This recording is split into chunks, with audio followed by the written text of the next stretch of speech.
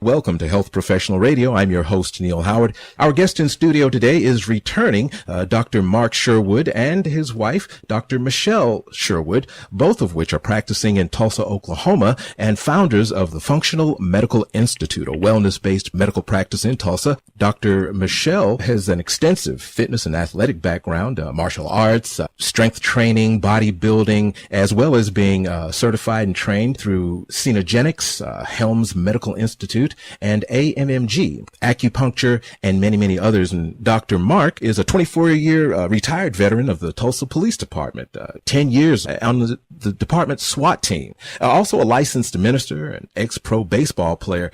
They're here today to talk with us about their brand new book, The Quest for Wellness, a practical and personal wellness plan for optimum health in your body, mind, emotions, and spirit, and also to give us some insight into the Functional Medical Institute. How are you doing, Dr. Mark and Dr. Michele? Wonderful. Thank you so much. We're glad to be here.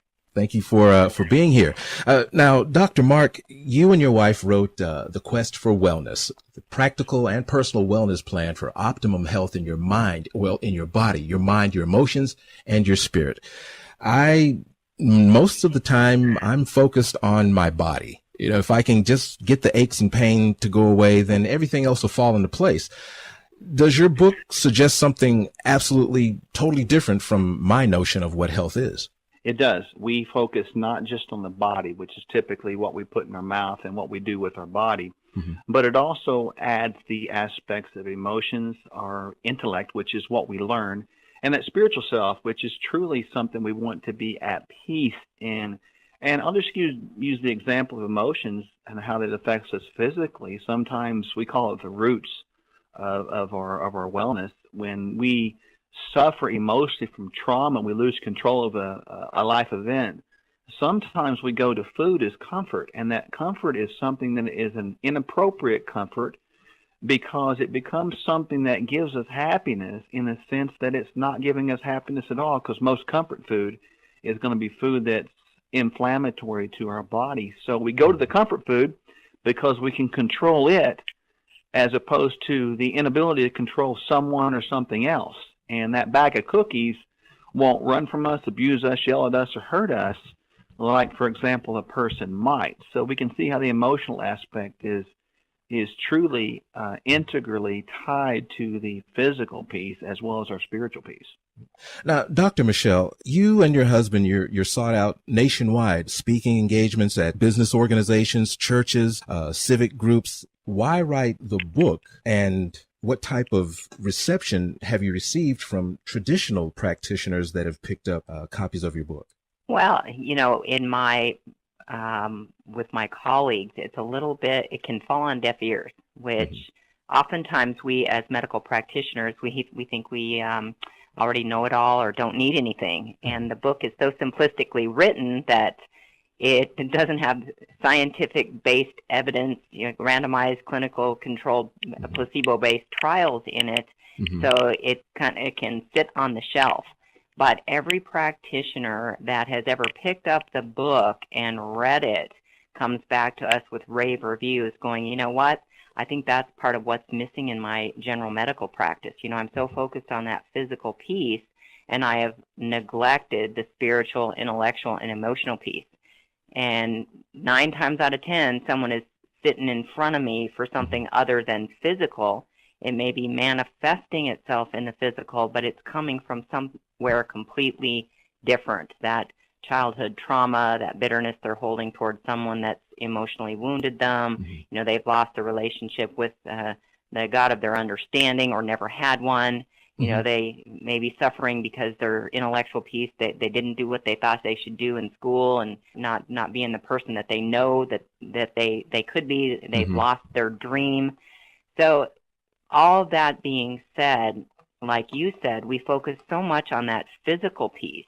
Is my physical piece well? And that's where practitioners in mainstream medicine have gone, as we all start out in medical school wanting to help the person, seeing the whole person. Yeah. But by the time we get through medicine, what we see is we see the whole in the person. And we label it as a disease, and we start chasing after disease and trying to fix it. And we've completely missed it. We've missed the root of the problem. And most oftentimes, it doesn't need a drug. There's no such thing as a serotonin deficiency, a Prozac deficiency. Mm-hmm. There's no such thing as a Xanax deficiency. There's no such thing as medication deficiencies except in patients like type 1 diabetics. Mm-hmm. So we get over-medicated trying to treat these physical symptoms that have their roots in something else, and it's showing up as a chronic sickness and disease. One of the reasons for my statement focusing so much on the body is because I'm busy. I've got things to do. I've got places to go. And I've been in, I guess for lack of a better term, a nutritional habit, non-healthy eating. What you're talking about in your book is great. But how does a guy, 50 plus reverse such bad habits, or how does a guy 50 plus talk to his grandkids when they've already gotten on that treadmill of sugar and, that sort of thing? We're talking a slow transition, or are there things in your book that suggest that we can, just do it and everything's okay? Well, there are things in the book that we can, like we say in the book, we are confident that we can help you. And in the book, it outlines a plan. What people have to be willing to do is to dedicate a percentage of time to the plan and to the areas of total wellness and health, which are the physical, the emotional, the intellectual, and the spiritual piece. Mm-hmm. We've got to pay a little bit of time to each one of those pieces. And we do a complete assessment in the clinic, which helps Dr. Mark and I know where we need to focus. If you're completely focused on the physical and have neglected all the others, that's where we'll have a patient start to develop that time. So we are able to proportion out the appropriate amount of time in different areas depending upon the person and where they need to do the work. And Neal, just to kind of address the second part of that question, mm-hmm. I'm 50 plus. Where do you start and what do you do with your grandkids or your children? It starts with, there's a clear plan to help a person withdraw from sugars, grains, and breads, the inflammatory foods that last in a 7-day period. So we give you this 7-day plan to actually help you wean away from that. It's not easy, but it's effective and it works. And when you do it as a 50-year-old person, you become an example, because there's not a kid out here that doesn't look at their parents as an example, their grandparents as an example. And whether it's a good example or a bad example, kids are going to do what they see.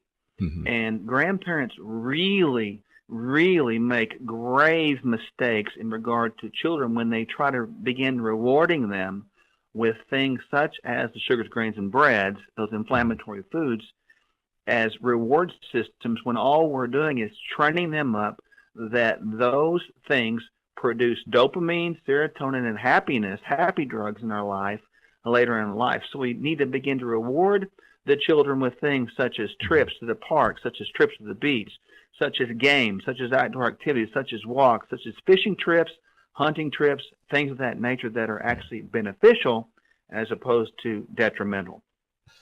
I'd like to ask some questions about why you think this bridging the gap of between biblical principles, Eastern and Western medicine. How does that allow you to offer so many services in one place, as opposed to what we see all over? You've got a specialty here and a specialty there, and you can spend years and years in this specialty. It seems like you're not specializing in anything, but you have a well-rounded approach in order to actually help us. How does bridging those gaps fit in there? Well, number one is thank God for the specialist, because when you need one, you really need one, and you need to know who to refer and send them to. Mm-hmm. But when you're working at this level, trying to help someone achieve healing and not just management, oftentimes that's where our practice shines. And we've got it down to a pretty well-oiled machine in how we assess and how we look at the 4-part person and where we need to delegate time to. So we work as partners in helping a person become fully and totally well, and we use all of the medical resources that we need as far as specialists when we need to. You've got the endocrinologist. Yeah, the type 1 diabetic has to see. You've got the person that has, end-stage vascular disease, and they've got to see the cardiologist. But they can still heal. They can still get well. And we utilize, the principles of wellness in our facility to move them in that direction. And maybe they need less medication. Maybe we can help guide that specialist in the areas of healing and moving that person in a direction of total health. Excellent. You've been listening to Health Professional Radio. I'm your host, Neal Howard, and it's been a pleasure talking with Dr. Mark Sherwood and his wife, Dr. Michele Sherwood, both the authors of the brand new book available on Amazon called The Quest for Wellness, a practical and personal wellness plan for optimum health in your body, mind, emotions, and spirit. They also have a website, sherwoodwellness.tv/quest for wellness. There you can get more information about their book and more information about their practice in Tulsa, Oklahoma, the Functional Medical Institute. Both of them have been in studio with us today talking about their new book, their Functional Medical Institute there in Tulsa. It's been great having you both here with us today. Thank you, Neal, for having us. We so appreciate it. It's an honor. Thank you much. Transcripts and audio of this program are available at healthprofessionalradio.com.au and also at hpr.fm. And you can subscribe to this podcast on iTunes.